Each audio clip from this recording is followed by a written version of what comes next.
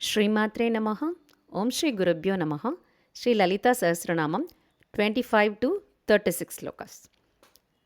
సంపత్కరీ సమారూఢ సింధురవ్రజ సేవితా అశ్వారూఢాధిష్ఠితాశ్వకోటికోటిభిరావృతా చక్రరాజరథారూఢ సర్వాయుధ పరిష్కృతా గేయచక్రరథారూఢ మంత్రిణీ పరిసేవితా కిరిచక్రరథారూఢ దండనాథా పురస్కృతా జ్వాలామాలిని కాక్షిప్త వన్హి ప్రాకారమధ్యకా బండసైన్యవదోత్యుక్త శక్తి విక్రమహర్షితా నిత్యా పరాక్రమాఢోప నిరీక్షణ సముత్సుకా బండపుత్రవధోత్యుక్త బాలా విక్రమనందితా మంద్రిణ్యంభా విరచిత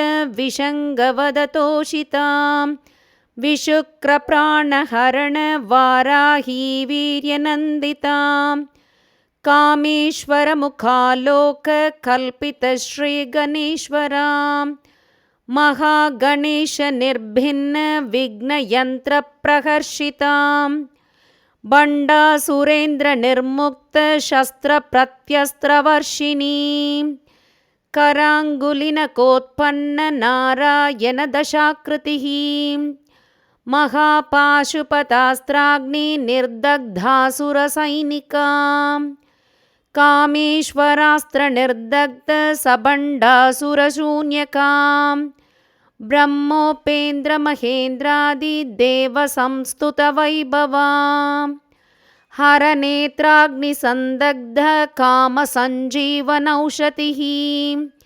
శ్రీమద్వాగ్భవకూటైక స్వరూపముఖ పంకజా కంఠాతః కటిపర్యంత మధ్యకూటస్వరూపిణీ శక్తికూటైకతాపన్న కట్యదోభాగధారిణీ